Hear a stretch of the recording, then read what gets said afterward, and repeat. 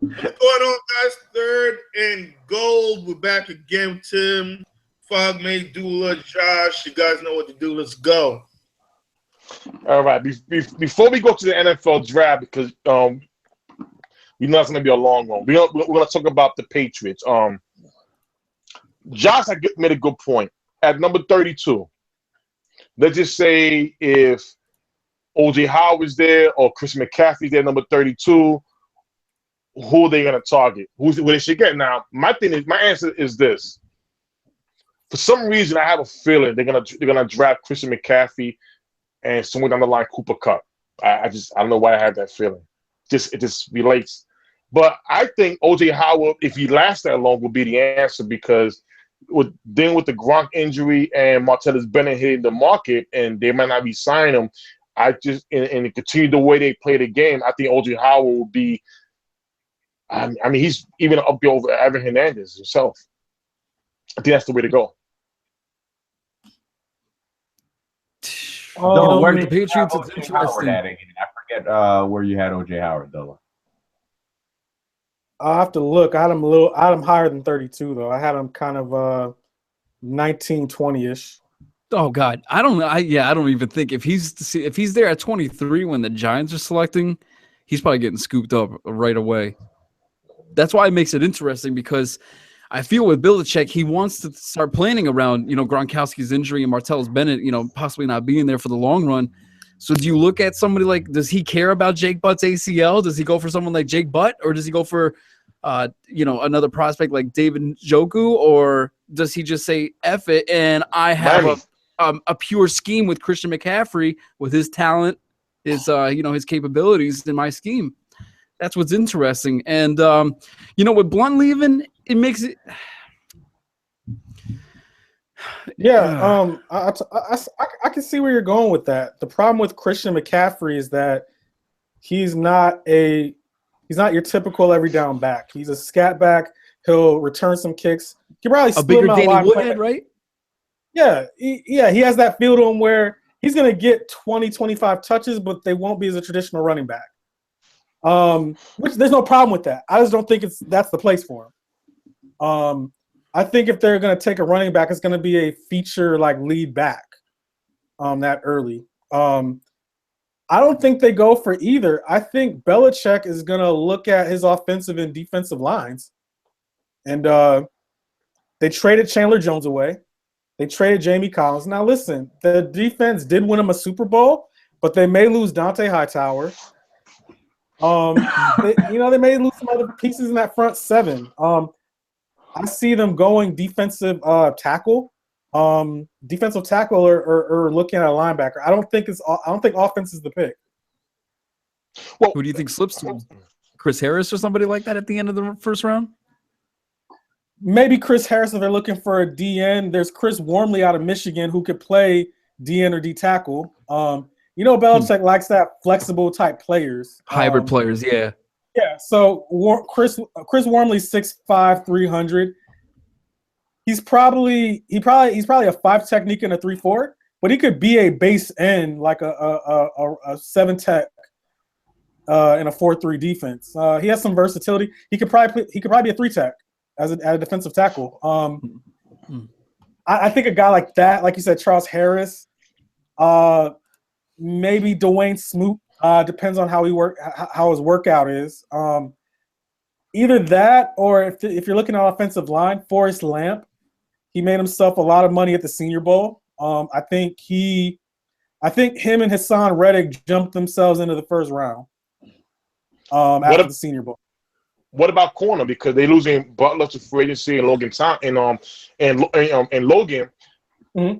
What about a guy like Humphrey? If he last from Alabama. They're not going to lose. Well, I mean, they both free agents. I mean, right now, just in case they did lose. I know they got Eric Rowe from Philadelphia, and he's a big corner who can play free safety and corner. They turn water to wine. Yeah, Patriots. Yeah. I'm just looking at their past few drafts. The Patriots don't like taking skilled players in the first round. No, they don't. Whether it's they a drop receiver, quarterback. I think the last running back they took in the first round was Lawrence Maroney. that was quite a while ago. If you look at their picks, it's usually in the front 7 on defense or the offensive line.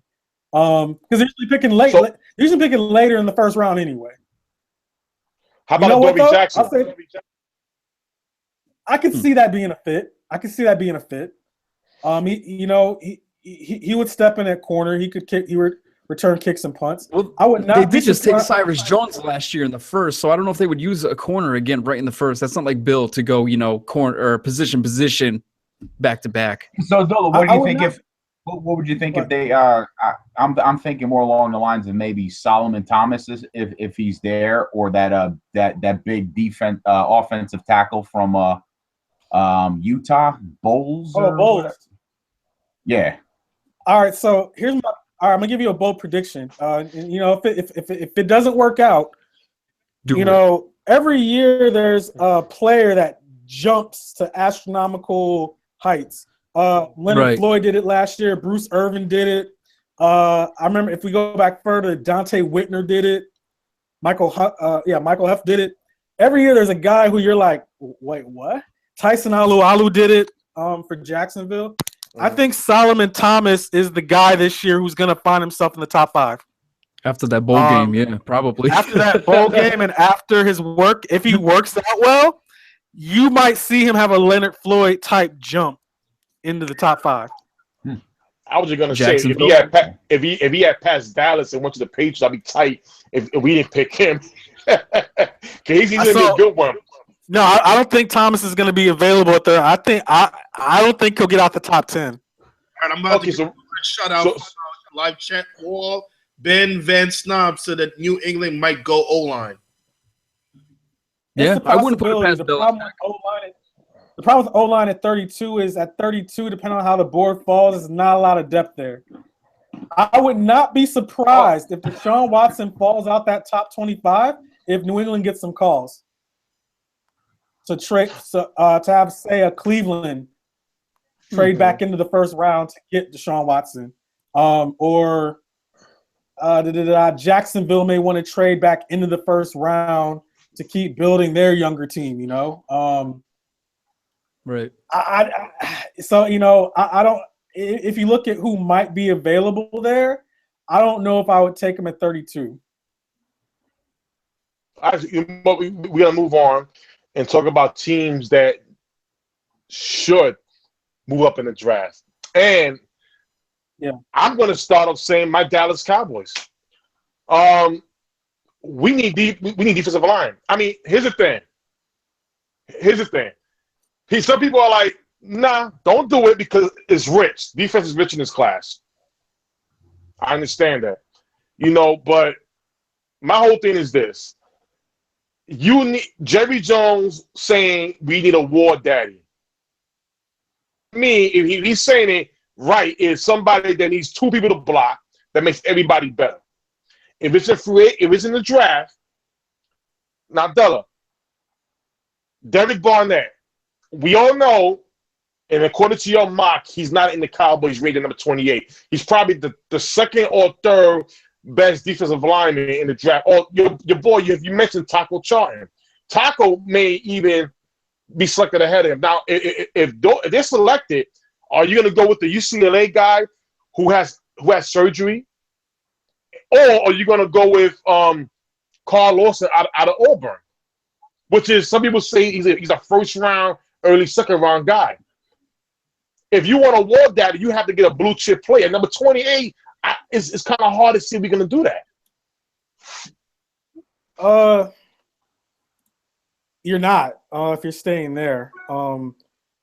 My thing is that Dallas has had some success with some like Malik Collins. I think he's a very good player. I think if you're asking me now, I think between him and Byron Jones, I think those are those building blocks for Dallas's defense. I think he's that good. And they got him, the 3rd or 4th round? Fourth round. Third round. Third round. Do you need to knock it out the park? No. In fact, I would say Dallas is a team that could stand a trade down. Especially if someone falls in love. Because here's the thing about trading up. you only trade up if that guy that you're trading up for is going to make a sizable impact right now. Right. And that's usually a quarterback. You don't hear often the Julio Jones type trade, but when Atlanta swung that trade, it was because at the time they're like, all right, we're a Julio Jones away from being in contention every year. When he matures, and becomes a player. And if you look at this draft, again, if Deshaun Watson falls, if a team really likes Davis Webb from Cal, he falls, maybe. But if we're talking teams who need to trade up, I think Cleveland, depending on what they do with at 1 and 16, they may need to trade up back into the first round. They need to address quarterback. And they got 1 and 12 in the first round, 1 and 12. So, I mean, I think at 1 they'll get Myles Garrett. They could get a quarterback at 12, but I think that's too rich for him. I think they could stand to, that's the beauty of Cleveland is that they're bad everywhere. So they should probably look at just get the best players. Cleveland's drafting off, value and not need at this point because they need everything. That's a given. Right. I think Cleveland's a team. I think Jacksonville may be a team because there's too much talent on that team for them to keep going 4 and 12. I think Chicago. I think if Chicago goes defensive player and they get rid of Jay Cutler, I think Chicago may trade back into the first for a quarterback. Those are my candidates. Who they would trade with, it depends. I think Dallas is a team that stands to trade down because I think what they need, it's a rich class. So if they wanted a wide receiver, they could get one at the top of round 2 that could play for them now. If they wanted a DN or D tackle or a front 7 player, or even at corner, they want another corner, they could trade and be at the top of 2, get some extra picks, and get a guy that can play for them now. New York Giants are a team that could probably trade. It could stand to trade down. New England could trade down. There are a couple of teams out there who don't have many holes and can get players in round 2 early that could fill the holes they do have. How about you, Fogg and Josh? Well, I'm going to look at trade in the first round, and I think Philadelphia might be a team that trades up. They've got 5 or 6 draft picks in the top 65 picks this year. I think they could make a move to possibly get into the top 10 to grab a Marshawn Lattimore if he's available after the first 5 picks, and teams that I think could go back depending on what they do in free agency. I think the Tennessee Titans, they've got 2 first-round picks this year. I think they could trade back and keep, maybe they keep their 18th pick and acquire a second-round pick and a third-round pick from Philadelphia moving up to grab a Marshawn Lattimore. I could see, like Dilla said, I could see Jacksonville making a move up too and trying to get something. They've got picks that they can give and see if they could solidify the defensive side to grab a linebacker maybe to move up, get maybe possibly two to 3 picks in the first 2 rounds. But I really Philadelphia impressed me by moving up last year, so I wouldn't be shocked if they try to pull the same thing again this year. Who would you want? Which, by the way, sorry, go ahead. No. I would want Lattimore. I think that would be crucial for them. I would if they're going to move up and grab somebody, move up and grab Marshawn Lattimore. I think if Philadelphia goes out and grabs Latavius Murray in free agency. I'm not a Leonard Fournette fan, so if Fournette is gone and Dalvin Cook is sitting there, then hey, you know what? Maybe you trade up and grab Dalvin Cook. But if Cook or Marshawn Lattimore aren't there after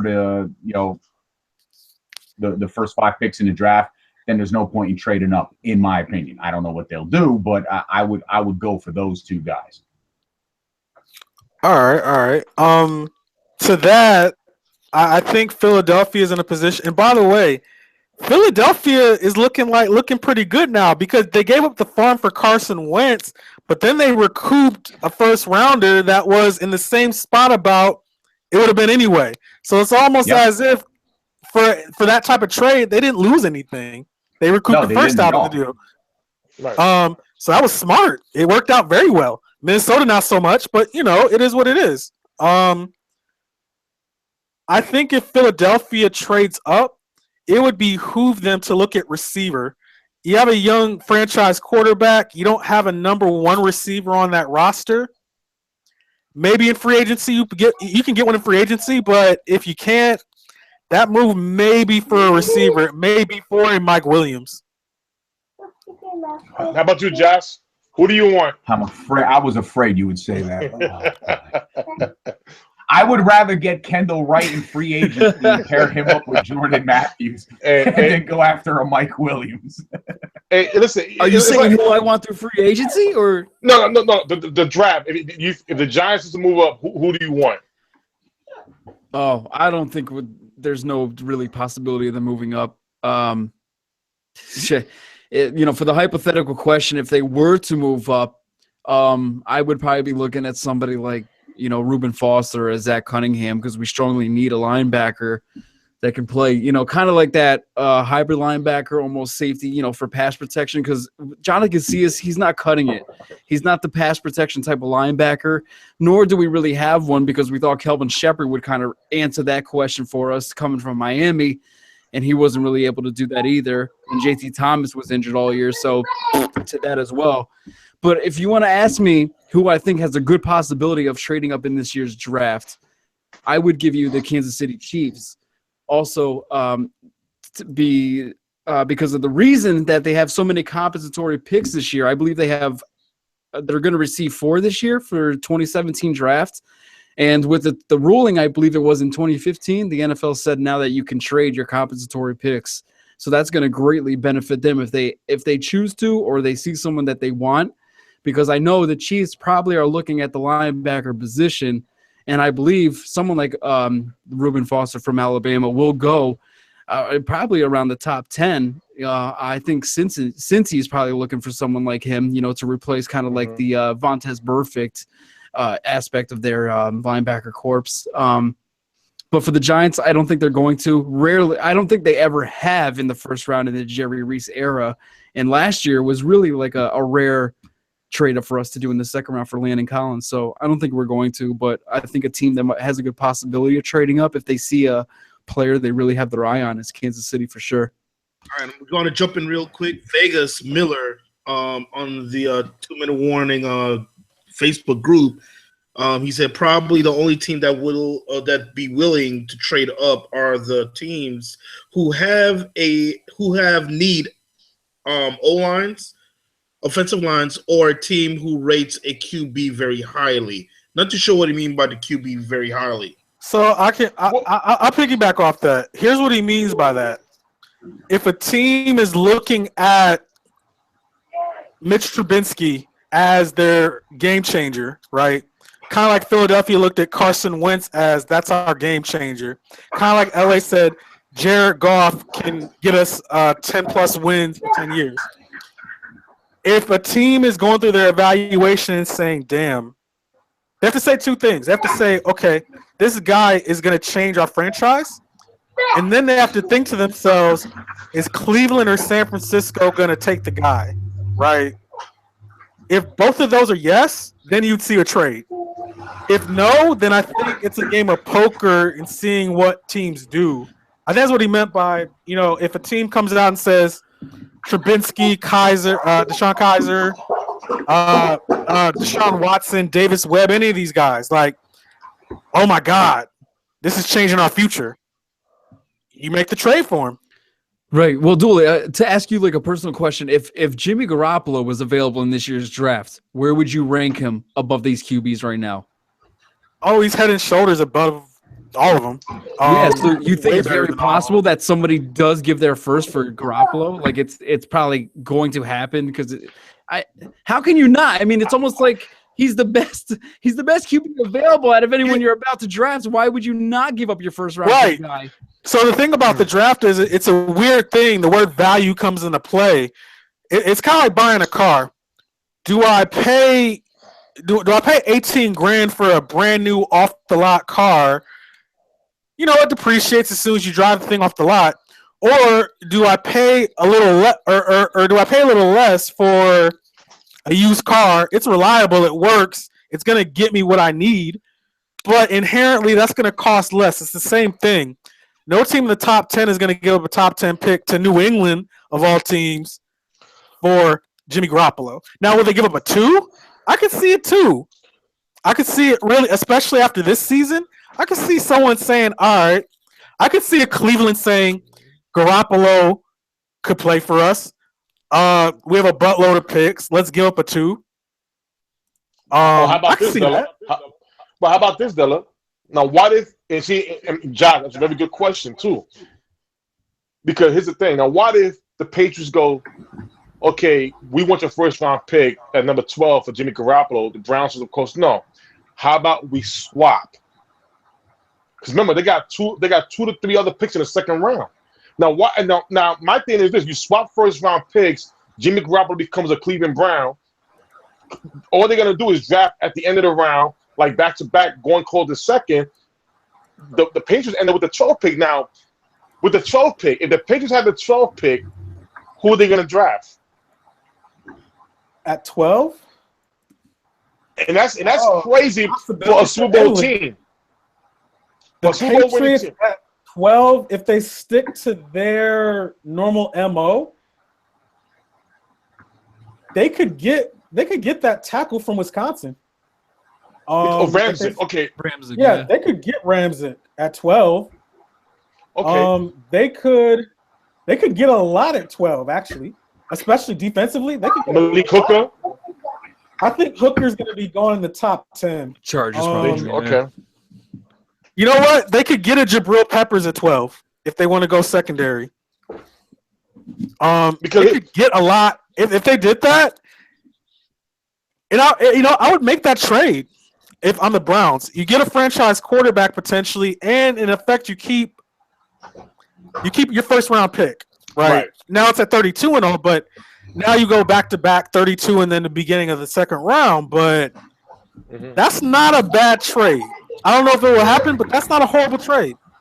The reason, another thing also, like I'm piggybacking what you were saying. You were saying also that with these quarterbacks, like Vegas Miller was saying actually too, with these quarterbacks, if there's somebody's available toward the end of the draft, you're gonna sneak up and move. Now, my thing is this: the 49ers, they were saying that Kyle Shanahan, he loves Trubisky, even though he only had one starting season in North Carolina. So let's just say they're gonna draft Jonathan Allen from Alabama. Okay, now Trubisky is moving the ball.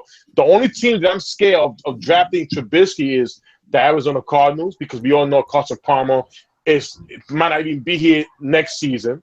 He's here this season. Okay, now the New York Giants. You know they want to draft Eli's replacement very soon. I'm not saying they will do it in the first round, but if they're very high on a specific quarterback like Trubisky, who everybody remember, AFC scouts just said if he ain't the first quarterback on the board, everybody's crazy.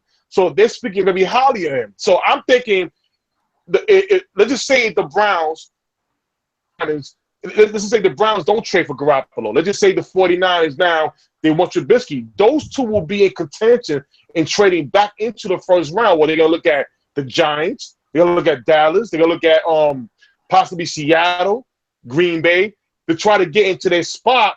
And if those teams are willing to move back to get to, because the Browns got a lot of draft picks. Yeah. They're loaded with draft picks. All right, we got to wrap it up real quick, guys. I mean, is there any quick final words before I do a quick little plug in the show, guys? It's a really fascinating thing. The idea is that, again, teams don't really trade up unless it's a quarterback or unless it's a Myles Garrett type player, unless it's a Jadeveon Clowney type player who is a once in a generation type talent, quote unquote. Right. Yep. I mean, I guess that's to wrap it up. But before I close the show, I just got to make a little quick plug in. We do got merchandise, guys. We got T-shirts, we got hoodies, we even got mugs. We got it on our 2MW Sports Gear Shop. It's in our. It's actually hosted on teesprings.com. The link is in the group. We also I'll post a link in the live chat for YouTube, and for those who want to click on the gear. We have our logo, the sport dude with the ball. Support us. We got big things in the future, just like what Tim said earlier earlier down. We do have a year-round annual tailgate in New York City for the New York Giants Jets. Well, our queen, our leader, Trisha, she's a Jets fan, and we support the Jets. I'm a Seahawk. Tim is a Dallas Cowboy. We got a couple of Giants, who host here, especially our main host here, Josh. We support the Jets because that's Trisha. That's no Westbrook. No Westbrook. Look up for that. We will have some information about our annual tailgate for the very soon. Very soon. We have our T-shirts. I will post the links for that shortly. And that's our show, guys. Thanks again for tuning in to Fury. Yes, sir. We'll be right back again. Now, because this is we're on every other week. So next week there is no Fury, but relax yourself. We'll be back in 2 weeks from now, so we will get your fix back when it comes. So hey, guys, that's our show. Cold Cuts. No doubt. No doubt. No doubt. No doubt. No doubt. Yeah.